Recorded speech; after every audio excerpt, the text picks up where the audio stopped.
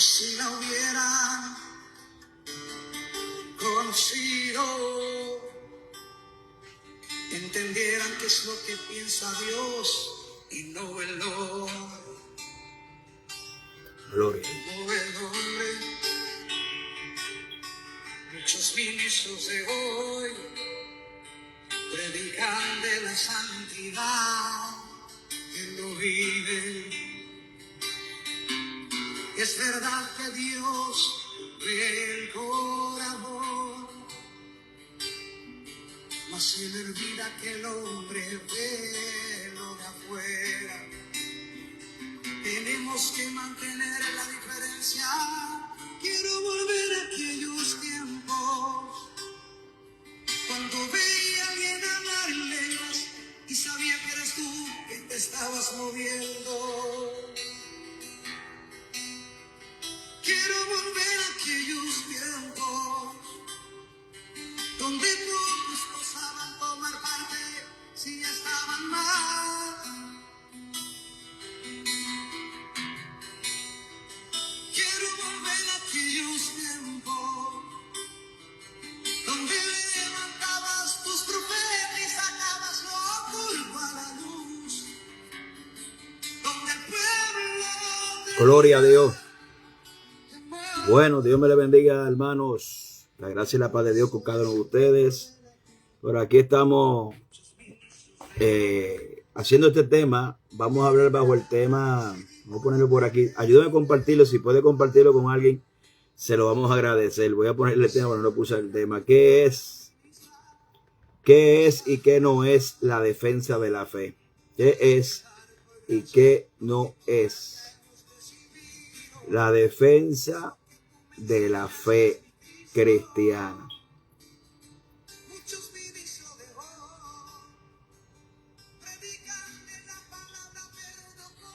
Bueno, ahí vamos, en el nombre de Jesús. Así que Dios me le bendiga a todos los que están por ahí, que se conectan a esta hora. Vamos a apagar por aquí lo que se acaba esto. Así que la gracia y la paz de Dios con cada uno de ustedes. Estamos por aquí para no perder la costumbre. Siempre que tenemos un tiempito libre, ahí vamos a intervenir. Siempre la gente nos lo pide, pero ¿verdad? A veces estamos demasiado ocupados. Vamos a hablar acerca de la defensa de la fe. Una de las cosas que a mí realmente me gusta, me apasiona mucho. Sí, hay que enfocarnos porque es un peligro si no sabemos lo que estamos haciendo. Incluso puede causar una autodestrucción para aquellos que realmente no saben lo que están haciendo. Entonces, es muy importante que nosotros podamos, número uno, identificar qué es la defensa de la fe, que sí es bíblica. El libro de Judas dice: contender ardientemente por la fe que una vez fue implantada en vuestros corazones, ¿verdad? Tiene su objetivo, su objetividad es sacar a la gente del error, ¿verdad? Que esa es la real objetividad de la defensa de la fe, es sacar, ¿verdad? Responder con objetividad y aclarar malentendido y presentar razones sólidas, especialmente de la existencia de Dios, la veracidad de la Biblia, la obra redentora de Cristo, entre otras doctrinas fundamentales de la iglesia que hoy lamentablemente están siendo cuestionadas. Si hay algo que hace falta hoy en día es una verdadera defensa de la fe, ya que obviamente desde los tiempos de la Biblia, de los tiempos de la iglesia primitiva, la iglesia fue bien atacada. Diferentes doctrinas, ¿verdad?, erróneas entraron a la iglesia y diferentes herejías. Y tienen ¿verdad? Tuvo una, vamos a llamarlo así, una prioridad, ¿no? Lo vemos también en algunos de los escritos del apóstol Pablo, que hizo algunas 25 referencias, ¿verdad? Acerca de los falsos maestros, los falsos profetas y todo esto que tiene que ver, ¿verdad?, con estos señales que Cristo lo dijo: mira que nadie os engañe. El fundamento bíblico para la defensa de la fe también se encuentra en 1 de Pedro capítulo 3 verso 15, que dice: está siempre preparado para presentar defensa de nuestra fe, para presentar defensa con mansedumbre y reverencia ante todo aquel que demanda razón de nuestra esperanza que hay en vosotros, ¿verdad? La defensa de la fe es algo, cuando se hace verdaderamente como se tiene que hacer, es algo útil, es beneficioso para la iglesia y está enfocado para probar la existencia de Dios. La Biblia dice en Judas que convence a los que, ¿verdad? A los que se han desviado del error. Entonces, una de las cosas que proporciona la defensa de la fe es que aquellos que están en un error puedan volver del error a la verdad, ¿verdad? Muchas veces la defensa de la fe se hace de manera equivocada. Muchas veces se transgiversa lo que es la verdadera defensa de la fe y más bien se utiliza para destruir que para nosotros poder traer una verdadera defensa de la fe para que la gente pueda volver del error, ¿verdad? Alertar sobre una falsa doctrina, ¿verdad? Que puede desviar su fe. Pero muchas veces la verdadera defensa de la fe ha sido muy marcada porque a veces se disfraza, ¿verdad? Como una excusa para la crítica o una excusa para destruir a alguien específico, que ya vamos a entrar por ahí. Entonces, ¿cuántos tipos de apologética o defensa de la fe existe? Existe la apologética clásica, que se usa la lógica y la filosofía para demostrar la existencia de Dios y la coherencia con el cristianismo, y se apoya como diferentes argumentos, como argumentos cosmológicos, teológicos y moral para probar, ¿verdad?, la existencia de Dios. Está la apologética o la defensa de la fe existencial, que apela a la evidencia histórica, científica, arqueológica, para confirmar la veracidad de las escrituras, ¿verdad? Que todo eso hay una recopilación tremenda, como los escritos que, por ejemplo, escritores que no fueron cristianos, aparte que confirman los sucesos acontecidos en las historias cristianas, y podemos, ¿verdad?, citar a Josefo y algunas otras fuentes que sí confirman que lo que pasó en la Biblia fueron hechos históricos, reales, verdaderos y comprobables a través de la historia.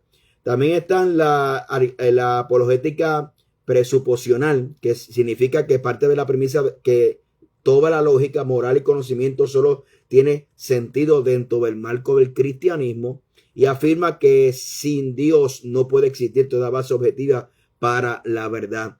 También existe la apologética experiencial, o sea, que se basa en el testimonio personal de la persona, la transformación de la vida como evidencia del poder de Dios. Por ejemplo, cuando nosotros utilizamos un argumento acerca de probar, que casi no se utiliza, no lo he escuchado a nadie, pero hay una evidencia externa de la veracidad de las escrituras, y es el poder que ha tenido sobre nuestras vidas. O sea, cuando usted escuchó el evangelio, ha leído las escrituras, ha escudriñado la palabra, ¿qué eso produjo en su vida? Eso se puede tomar como una defensa de la fe experiencial. O sea, no es subjetiva, sino es objetiva, porque nadie puede cuestionar su testimonio personal. O sea, ¿cuál fue el impacto de Dios ante su vida de escuchar el evangelio de Jesucristo y de escudriñar las escrituras? Se ha producido un cambio, un testimonio que se puede evidenciar a través de su cambio de vida. Eso también, ese argumento también evidenciaría la veracidad de las escrituras. Es muy importante que nosotros podamos entender que la apologética o la defensa de la fe muchas veces se utiliza para fines carnales. ¿Por qué? Porque como no sabemos lo que es y para qué se utiliza, entonces se distorsiona y la gente aprovecha el desconocimiento para poder utilizarlo como una excusa carnal para atacar a otros. Entonces, la apologética o la defensa de la fe es una herramienta poderosa para el cristianismo, inclusive para que nosotros podamos evangelizar a otros acerca de la existencia de Dios. Muchas otras preguntas que tiene la gente acerca de nuestra esperanza, nosotros como mansedumbre podamos presentarle las evidencias, ¿verdad?, del cristianismo y de Dios en nuestra vida. Entonces, como muchas veces no entendemos para qué sirve la defensa de la fe, y mayormente las redes sociales han distorsionado este tema y se utiliza más bien para la crítica, hay que dejar de entrada que la defensa de la fe no es crítica, ¿verdad? Eso no es defensa de la fe. Crítica es crítica, señalamiento es señalamiento. Apologética tiene que tener una objetividad, no simplemente señalar el error, es educar porque es error, presentar las evidencias verdaderas, ¿verdad?, y llevar al oyente a la verdad, ¿verdad? Y para eso, por eso la Biblia dice que presentemos razón de vuestra esperanza con mansedumbre. Ahora bien, muchas veces nosotros cometemos el error, muchas veces por error, por carnalidad o porque somos demasiado apasionados y no podemos controlar nuestras emociones, que muchas veces no podemos atraer a la gente. Entonces, la pregunta que tenemos que hacernos, ¿cómo la gente los vamos a convencer si ya de entrada lo estamos señalando que son apóstatas? Por eso es que hay que entender muy bien las definiciones bíblicas de lo que es apostasía, de lo que es herejía, de lo que es un error, de lo que es una falta de madurez, lo que es el reglamento de una iglesia, lo que es la dogmática. Todo eso tiene que estar bien definido, porque lamentablemente estamos catalogando a todo el mundo como apóstata simplemente porque no practica lo que nosotros practicamos. No estoy hablando de diferencias doctrinales. Vamos a hablar claro. Por ejemplo, cuando usted se monta un avión y usted predica en diferentes lugares, hay una diversidad dentro del marco doctrinal y dentro de la sana doctrina. Hay una diversidad que no se puede negar. O sea, y que esos límites uno como persona madura lo tiene que respetar. Por ejemplo, hace poco me invitaron, alguien me llamó de otro estado y me dijo, pastor, mire, esto es un tema muy delicado. Nuestra iglesia, las mujeres usan velo. Pues amén. Gloria a Dios, aleluya. ¿Qué usted cree de esa opinión? Entonces, él me explica porque ellos invitaron a un predicador que los esbarató. Entonces, hicimos ese diálogo abierto, él del practicante y confesante de eso, ¿verdad? Que son sus convicciones, y yo desde mi punto de vista, ¿verdad? Lo hablamos, ¿verdad? Entonces, dentro de esa diversidad, yo tengo que aprender a respetar, ¿verdad? A respetar esa diversidad, no doctrinal, sino diferentes posturas. Por ejemplo, usted se monta un avión, se va a Centroamérica, los de sana doctrina, allá no creen en barba, no creen en chivas, no creen en nada. Más sin embargo, usted se monta en Puerto Rico y usted tiene una chiva, una barba, usted es un diablo. Entonces, fíjese, esos son asuntos que nosotros tenemos que entender, ¿verdad? Que son asuntos triviales. Por eso que la apologética no se concentra en trivialidades. Ah, pastor, ¿usted está defendiendo eso? No, yo no estoy defendiendo, ni tampoco lo voy a probar, porque creo que es parte de mi idiosincrasia, de lo que soy. Yo no voy a cambiar porque me conviene. Yo tengo mis convicciones profundas, ¿verdad? Creo que hay una diversidad, no condeno, ¿verdad? Pero entiendo que dentro del marco del Evangelio de Cristo, dentro de lo que es la doctrina fundamental, hay cierta diversidad que lo vemos en la Biblia, ¿verdad? En la iglesia de Corintios, ¿verdad? Y algunas iglesias griegas romanas se dieron para instrucciones para que las mujeres se pusieran velo. Yo puedo entender eso. Hay gente que lo entiende de otro punto de vista, pero mi deber como predicador es respetar esa diversidad dentro del cuerpo de Cristo. ¿Usted me está entendiendo? ¿Verdad? Entonces, por falta de madurez y por falta de un diálogo abierto, sincero, objetivo, muchas veces nosotros caemos en unos extremismos que metemos dentro de un saco, todo es apostasía. No. Apostasía en la Biblia es una definición, es un pecado muy serio. Apostasía es cuando nosotros rechazamos la verdad intencionalmente, conociendo la verdad. Preferimos la mentira y menospreciamos el señorío de Dios y sus mandamientos intencionalmente. O sea, tenemos que entender eso realmente, lo que es apostasía, lo que es una herejía, que dentro del contexto del marco de la Biblia, una herejía era una enseñanza voluntariosa que sustituía la verdad y que producía un cisma, producía una división. Eso es considerado una herejía dentro del contexto bíblico, ¿verdad? Ahora, ¿qué no es apologética? Apologética no es ganar discusiones, porque la objetividad de la defensa de la fe no es decir yo gané, ¿verdad? Yo tengo razón. Esa no es la objetividad. La objetividad tiene llevar al oyente a una verdad, ¿verdad? Con argumentos sólidos. Si estamos hablando con un ateo, con argumentos lógicos que convenzan a esa persona de la existencia de Dios. Y si estamos hablando dentro del marco referente cristiano para usos doctrinales, ¿cómo de entrada yo pretendo convencerte a usted que yo entiendo que está desviado con una acusación, con un señalamiento? Si lo primero que me sale por mi boca, tú eres un apóstata, tú eres un aquello, tú eres lo otro, como lamentablemente esas definiciones bíblicas han sido torcidas, se utilizan como un insulto, ¿verdad? Han perdido todo sentido realmente de la palabra, se han desvirtuado el verdadero significado y han tomado otro significado, donde ahí también vemos una desvirtuación de lo que realmente es la defensa de la fe. O sea, la defensa de la fe no busca el alimentar el orgullo personal, el ego. Se debe hacer dentro de la mansedumbre y la reverencia, de acuerdo a primera de Pedro capítulo 3 verso 15.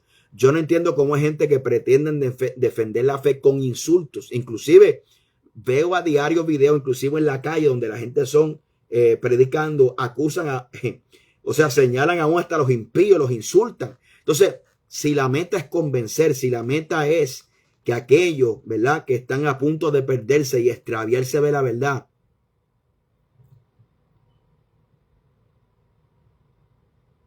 amén, gloria al nombre de Jesús. Ahí Delwin nos hace una pregunta que es muy interesante. Cuando nosotros analizamos la postura del arrebatamiento, pre, post, mid, todos son asuntos, porque esa es otra cosa que la gente tiene que entender. ¿Qué es la dogma? ¿Qué es una dogma dentro de la iglesia, dentro de la confesión? Para la mayoría de los creyentes, una dogma es una referencia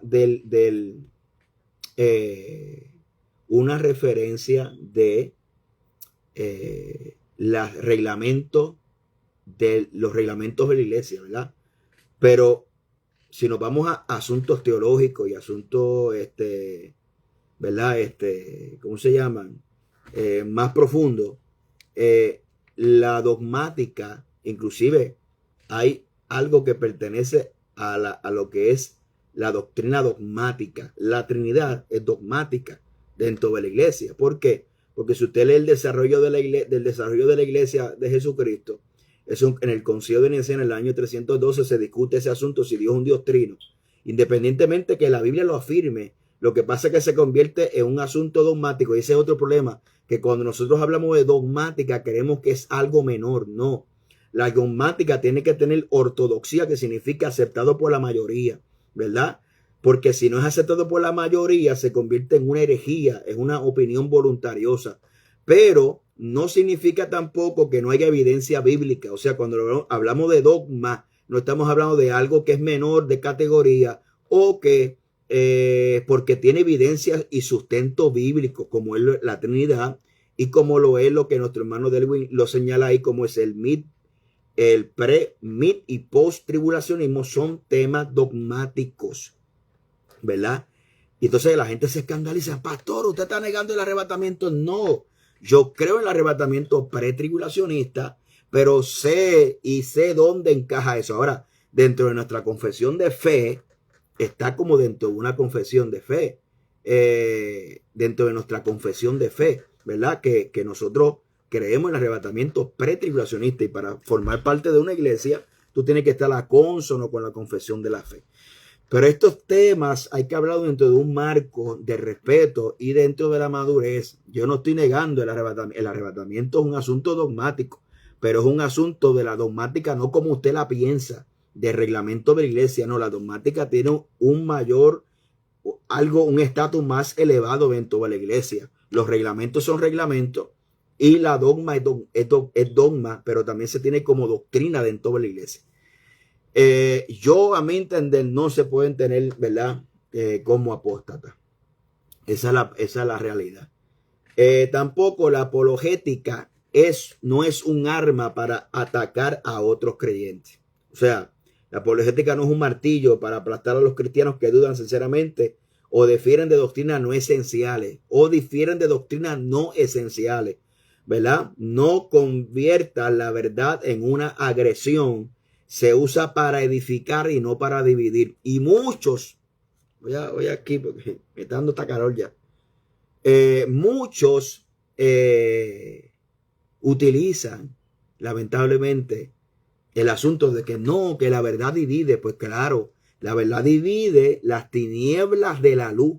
La verdad no divide lo que es la iglesia de Cristo. Entonces, últimamente sí estamos viendo mucha división por temas, número uno, triviales. Y cuando hablamos de trivialidades, estamos hablando de los débiles en la fe. Los débiles en la fe eran personas, de acuerdo a Romanos capítulo 14, eran personas que necesitaban observaciones adicionales para sentirse salvos, ¿verdad? Ese es el contexto. Si quieres, estudiarlo, busque comentarios. Romanos capítulo 14, un débil en la fe es una persona que necesita adherirse a ciertos aspectos para sentirse salvo. Si lo hace genuinamente, pues gloria a Dios y aleluya. La Biblia le llama débiles en la fe, ¿verdad? Si se hace con asuntos para hacerse más santo que otro, pues ya es un problema, ¿verdad? Ya eso es un problema. Pero en los últimos tiempos se ha mal utilizado y se ha utilizado la apologética en vez de una herramienta como un arma, ¿no? Un arma. Por ejemplo, ahí están los calvinistas diariamente atacando a los pentecostales, insistiendo que son herejes cuando nosotros no somos ninguna secta. La iglesia pentecostal está contemplada dentro del marco de lo que es lo que es una iglesia protestante. Nosotros no somos testigos de Jehová ni somos adventistas. Sí, dentro de la iglesia pentecostal hay unos excesos, hay unos extremos que yo como pentecostal conservador creo que hay y que existen y estoy consciente de ello. Y eso es un problema, que muchas veces no hay un foro real, adecuado, de personas maduras donde podamos hablar con objetividad fuera de lo que la gente piense, porque muchas veces nuestra opinión está moldeada por lo que la gente piensa de nosotros. Y nosotros no podemos formular opiniones, ¿verdad? O conjeturas, o realmente crear convicciones, raíces y apegarnos a la verdad si nuestra motivo, el motivo de hablar verdad no es agradar a la gente, ¿sabes? Y mucha gente cree que hablar cosas que agraden a la gente es hablar libertinaje y cosas del mundo para que la gente lo aplauda. Hay gente que está en un extremo, un extremismo, que ellos lo creen porque ellos están en un circo, ¿verdad? Y mientras haya gente que le aplauden, el payaso seguirá con su circo. ¿Usted me está entendiendo? Entonces, esto hay que verlo de las dos esferas, tanto como para el libertinaje como para el legalismo extremo, ¿verdad? Que muchas veces nosotros mismos tenemos la culpa de decir, no, que yo soy legalista, yo soy religioso. No, usted lo será, porque eso no tiene una definición buena, ¿sabe? Eso no tiene definición buena. Entonces, de parte y parte se ha distorsionado un montón de cosas que perdemos la objetividad bíblica y perdemos la oportunidad de utilizar la herramienta genuina, realmente, que edifican el cuerpo de Cristo, y la estamos utilizando como una herramienta para destruir un hermano. No, que Dios me llamó a hablar la verdad. No, que yo sí que no le bajo. No, que yo sí es verdad, que si aquello, que si lo otro. Todo eso son actitudes carnales, porque de eso lo que me está hablando es el ego, su ego. Aquí la motivación principal y esencial tiene que ser que Cristo sea exaltado. Segundo, bueno, no van a estar en orden, pero sí voy a mencionar varias. Que el cuerpo de Cristo sea edificado y que las almas vengan a los pies de Cristo, hablando así en términos generales. Tú sabes, esa es la prioridad. ¿Sabes? Esa es la prioridad. Todo lo demás fuera de ahí, todo lo que esté fuera del marco bíblico, hay que desecharlo. Entonces, mire, la apologética es una herramienta para edificar, ¿sí?, el cuerpo de Cristo, para que el nombre de Cristo sea exaltado, su palabra, su verdad corra, y que las almas vengan a los pies de Cristo. Esa es la función. Pero no podemos utilizar, a gente que tienen unas cosas enfermizas. Efesios capítulo 4, verso 21 dice: ninguna palabra corrompida salga de vuestra boca, sino la necesaria para la edificación. Hay gente que están en un estado enfermizo psicológico, que podrían tener una patología, que ven un post y lo de ellos ver el post y atacar continuamente lo que tú haces en tu página. Tú sabes, eso es una enfermedad. Esa gente son dignas de compasión. El apóstol Pablo hizo 25 referencias al error, pero él mencionaba a Mileto, Fileo, Alejandro el Calderero una sola vez. Él no se pasó en todas las epístolas mencionándolo y con una fijación continua en una persona. Y dicho sea de paso, lamentablemente, cuando usted mira verdaderamente quiénes son los defensores de la sana doctrina, como se dicen ellos, ¿verdad? Cuando la doctrina fundamental es atacada, nadie dice nada, ¿verdad? Pero cuando son asuntos triviales, está todo el mundo opinando, fulano que tiene una iglesia grande, y es porque fulano que vendió el mensaje, y algo tiene que estar pasando ahí, y mira fulano, y esas pantallas que tú tienes son del diablo, y mira y aquello. Entonces una fijación continua. Hay una persona que están enfermas, son personas que son enfermas espiritualmente. Por eso es que nosotros tenemos que entender cuál es la diferencia de una genuina defensa de la fe y cuando están utilizando que son defensores de la sana doctrina como una excusa para la crítica.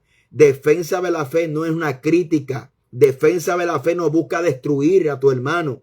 Porque si tú y yo tenemos la misma confesión de fe, o sea, tú que en la Trinidad, la deidad de Dios, que Cristo viene, la doctrina del cielo, del infierno, de los ángeles, crees la inspiración de las escrituras y todas esas doctrinas fundamentales, pero nosotros tenemos diferentes formas de proceder con la iglesia. Entonces, a mí me es curioso porque nosotros, ahí venimos al otro punto, que nosotros no podemos sustituir la predicación y dedicarnos 100% a la defensa de la fe. ¿Ve?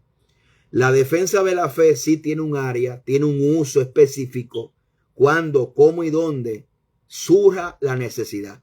Específicamente, la defensa de la fe es bíblica. La Biblia nos ordena contender ardientemente por la fe que una vez fue implantada en vuestros corazones, para que la gente no sea engañada y los que están en el engaño puedan salir del error. ¿Sí? Ahora, hay un problema que muchas veces se distorsiona eso y se utiliza para golpear, ¿verdad? Para herir, para denigrar, para sentirme superior, para menospreciar a los demás. Entonces, a mí me es curioso, por eso es que la defensa de la fe no debe abarcar el centro, porque el centro es la predicación y la proclamación de Jesucristo. A mí me llama la atención, por ejemplo, si usted ha notado que yo estoy un poco callado en la red en cuanto a la defensa de la fe, es porque yo conozco mis prioridades, ¿verdad? Entonces, en este momento estamos abriendo una obra nueva, estamos enfocados en las almas. Entonces, usted tiene que entender su llamado. ¿Qué fue lo que el Dios lo llamó? Yo utilizo las redes para hablar de estos temas, ¿verdad? En el mundo real evangelizo, predico las almas. Hay otros que utilizan otro sistema, ¿verdad? Yo no soy quien para decirle a la gente qué es lo que tienen que hacer con su ministerio. Yo sí sé lo que a mí Dios me mandó a hacer. Entonces, tienes que entender que hay un refrán que dice por ahí que el que mucho abarca, poco aprieta. ¿Ves? Entonces, a mí me llama la atención cuando nosotros ocupamos el 100% de nuestro esfuerzo, nuestra energía, a una supuesta defensa de la fe.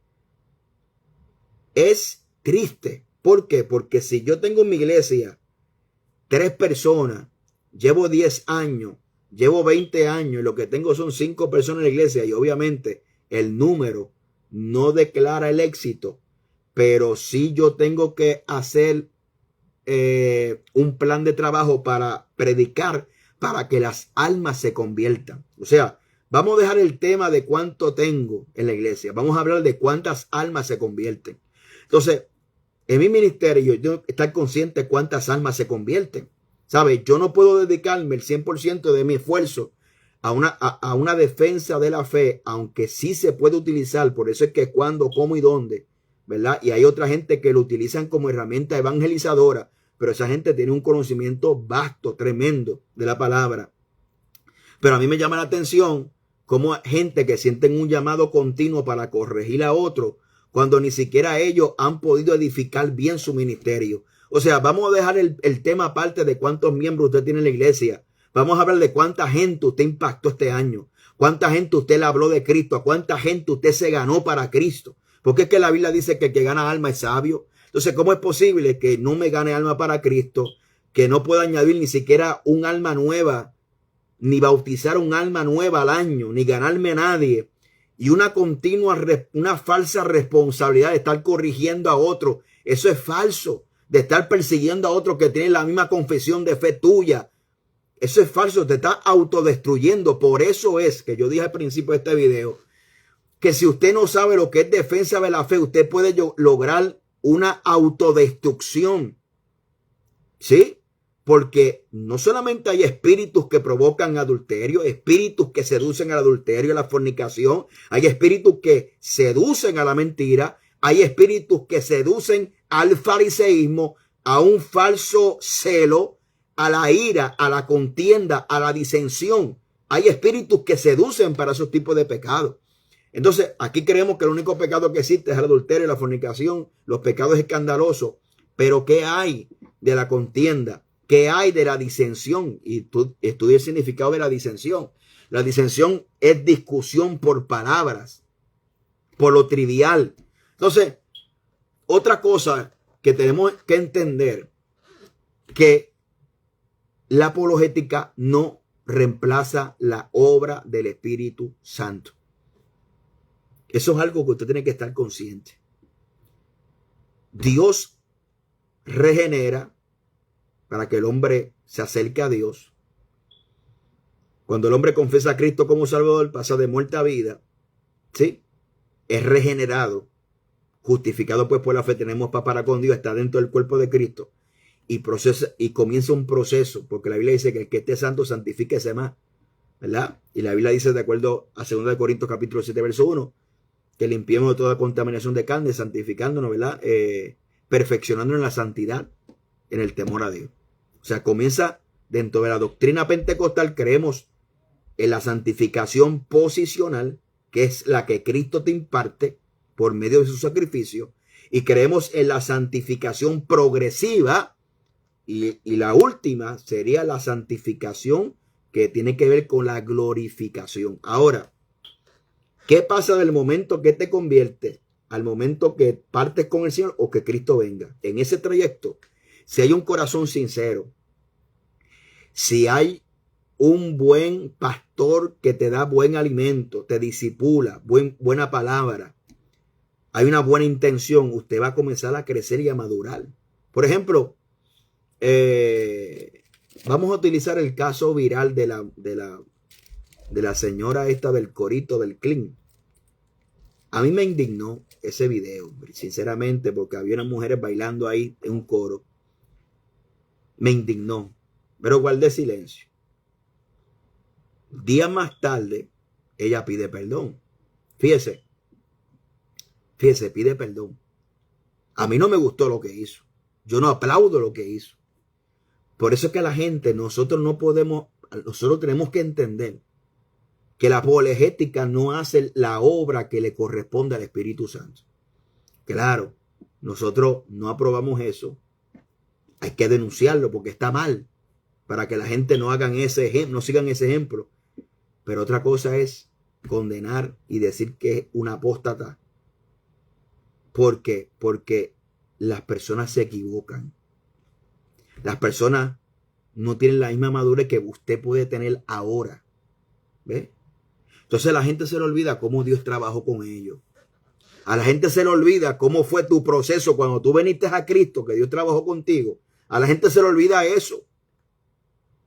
Entonces nosotros queremos meter a todo el mundo dentro de nuestra caja, dentro de nuestro proceso, al paso de nosotros. Y yo no estoy defendiendo porque lo de Dios es santo, lo de Dios es serio, lo de Dios no se vende, lo que está mal, pero nosotros no podemos hacer el trabajo que le corresponde al Espíritu Santo.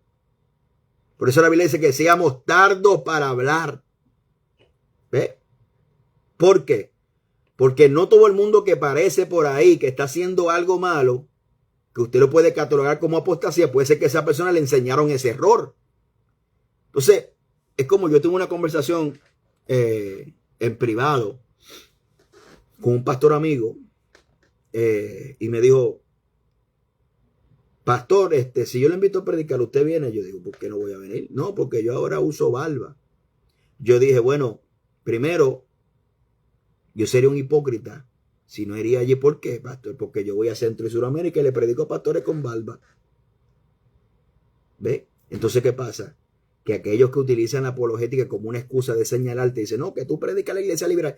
Yo predico donde Dios me envía a predicar y yo hablo lo que Dios me diga que hable. Yo soy responsable de mi ministerio. La gente y la opinión de la gente no guía mi ministerio, ni las influencias de nadie deben dejar de guiar tu ministerio, lo que Dios te mandó a hacer a ti.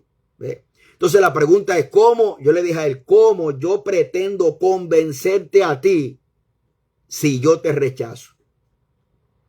Esa es una de las preguntas.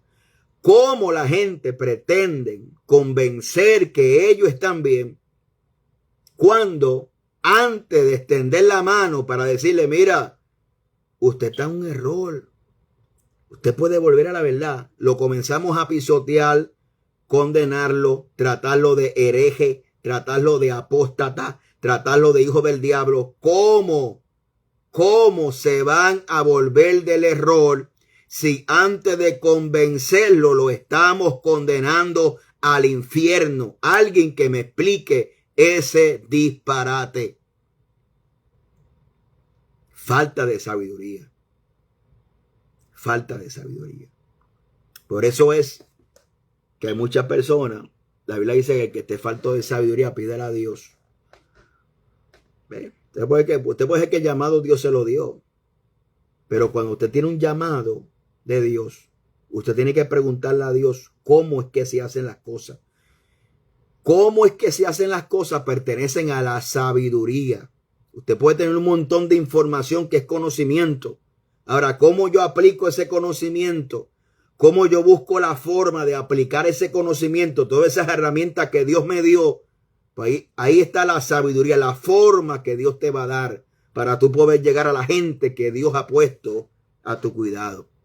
Entonces, el problema que creemos, como decimos los boricuas, que todo es a la fuerza, que todo es ahí, ¿verdad? Es a la fuerza, con prepotencia, con autoritatismo, ¿verdad? Con una falsa autoridad, con prepotencia, con maltrato. ¿Ve? Entonces, si nosotros usamos más la sabiduría, porque muchas veces utilizamos más la fuerza que la sabiduría, como se utiliza la sabiduría, se utiliza menos fuerza, para que lo sepan. Lo que pasa es que nosotros no lo hacemos así porque nosotros estamos en una vitrina esperando los aplausos de la gente. Dice, no, ese tipo sí que predica duro. Wow, no, ese tipo sí es verdad. Y al fin y al cabo, lo que estamos buscando es gloria humana y estamos cogiendo lo que Dios nos dio en la mano. O sea, el talento que Dios nos dio. Dios espera que tú multipliques ese talento. Pero mientras nosotros estamos en una retórica de celebrar la mediocridad y peor aún, espiritualizar la mediocridad, ¿verdad? Y la falta de sabiduría, el maltrato, las heridas y creer que sacarle un látigo y golpear. Bueno, yo he predicado fuerte, así cuando Dios me lo dice, cuando Dios me guía a predicar fuerte. Entonces, ¿por qué usted habla eso? Porque yo he hecho lo que te he dicho. ¿Sabe? Yo ahorita meditaba que hubiera menos mentirosos en la silla si hubiera gente más sincera en los púlpitos. ¿Usted me entiende? Hubiera menos mentirosos en la silla sentados si hubiera gente más sincera en los púlpitos. ¿Por qué? Porque es fácil predicar de los errores y de los pecados de los demás, pero qué difícil es predicar de los errores y de los pecados nuestros. Por eso que lo que te estoy hablando yo, estoy hablando de la propia experiencia. Muchas veces lo que andamos buscando es el aplauso y que la gente diga, no, fulano sí que predica fuerza. Y todo lo que Dios ha puesto en nuestras manos, no tenemos sabiduría para aplicarlo, ¿verdad? Porque Dios espera que tú multipliques lo que Dios puso en tus manos, ¿verdad? Que Dios nos ayude. La apologética no reemplaza la obra del Espíritu Santo. Tú tienes que dejar que la gente madure. Y si no madura, no es tu problema. Usted está llamado a predicar, a enseñar, a mostrar el camino, lo correcto, lo que es verdadero. El que quiera seguir, va a caminar. El que no quiera, no va a caminar. Porque hay gente que han decidido abrazar la mentira y el error. La apologética y la defensa de la fe no solamente es para intelectuales o teólogos. Eso sí, yo debo conocer hasta donde mi conocimiento llega. Yo no puedo hablarte aquí de una apologética, bueno, de la existencia de Dios. Aunque sí creo que existe Dios, pero utilizar argumentos científicos, utilizar argumentos profundos del universo y de aquello de la ciencia cuántica, me voy a caer de la mata. ¿Sabes? Yo no llego allí. Entonces yo tengo que conocer cuáles son mis límites, ¿verdad? No soy un académico, soy pastor. Y dentro de la pastoral, pues, dentro de las capacidades que Dios me ha dado, pues manejo ciertos temas que entonces te los puedo enseñar o puedo defender. El problema es que cuando nosotros no tenemos el conocimiento ni la profundidad para traer una defensa de la fe sólida, comenzamos a confundir los conceptos y en vez de bendición lo que traemos es confusión, ¿verdad? Por ejemplo, la doctrina de los tenis Nike, los tenis Jordan, los Puma, los Nike son del diablo, el café es del diablo, la Coca-Cola es del diablo, tal y cual aquello, que tú haces aquello, que si lo otro es del diablo, ¿ves? Y ese es el error que ha caído la iglesia de hoy, que todo eso, aunque produzca risa, ¿verdad? A mí me produce tristeza, indignación. ¿Sabes por qué? Porque la gente se cree que eso no es serio. Cuando usted añade pecados a la Biblia, usted está poniendo palabras en la boca de Dios que no fueron escritas. Inclusive, si usted trae cosas que la Biblia explícitamente no lo pone como pecado y usted condena eso, ¿verdad? Y usted divide, eso es una herejía. Una herejía es cuando nosotros utilizamos textos fuera de contexto para probar pecados que no existen y provocar divisiones. Y en los pasados años lo hemos visto en concilios como el Movimiento Misionero Mundial. Me disculpan que lo mencione, pero eso lo sabe todo el mundo. Que han provocado divisiones. O sea, dentro de ese concilio se ha provocado divisiones por ciertas celebraciones. Sí, eso lo sabe todo el mundo. Eso es una herejía. O sea, herejía cuando golpeamos el cuerpo de Cristo y destruimos y estamos dispuestos a todas simplemente para probar un punto que usted puede tener a favor. El problema es que usted comienza a condenar y a denigrar y a creerse más santo que otro. Entonces, la apologética no es excusa para el orgullo ni el sarcasmo. El orgullo intelectual es un veneno espiritual, ¿verdad? El verdadero apologística, el verdadero defensa de la fe, tiene un corazón pastoral. Su intención final va a ser que la gente se vuelvan del error. La defensa de la fe no es sustituible por la predicación del evangelio. Más bien la defensa del evangelio acompaña al evangelio de Jesucristo. Los argumentos abren la puerta y el evangelio transforma. El mensaje central siempre será Cristo crucificado y a este resucitado. O sea, como usted mira, los defensores de la fe todo el tiempo hablando temas triviales, tiraera, indirecta, críticas, y después lo disfrazan de que yo soy defensor de la fe. Eso es embuste. Usted no es defensor de la fe.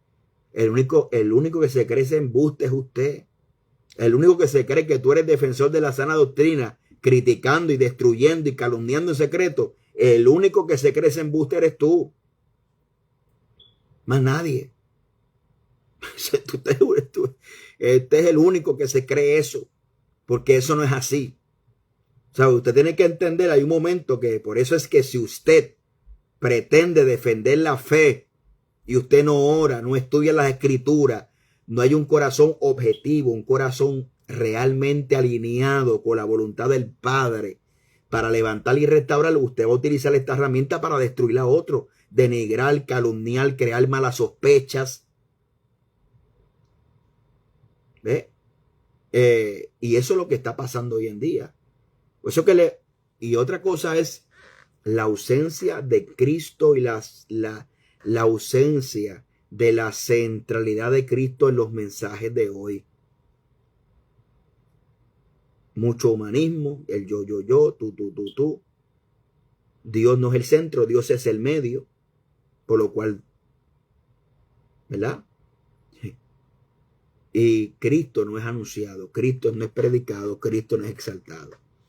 Una de las cosas peculiares que yo hice un video atrás acerca del pentecostalismo es que tenía el pentecostalismo de cuatro principios: Cristo salva, Cristo sana, Cristo bautiza y Cristo viene. Hay otros que le añaden Cristo santifica. Y es tremendo porque el pentecostalismo, la centralidad de Cristo, porque Cristo es el que bautiza. Entonces, no es que seamos Jesús solo, es que Cristo, ¿verdad? Dios Padre, Dios Hijo, Dios Espíritu Santo, es el centro del Evangelio. Él es la imagen visible del Dios invisible. En Él habita corporalmente toda la deidad de Dios. Entonces, esa ausencia de ser cristocéntrico está desnutriendo a la iglesia.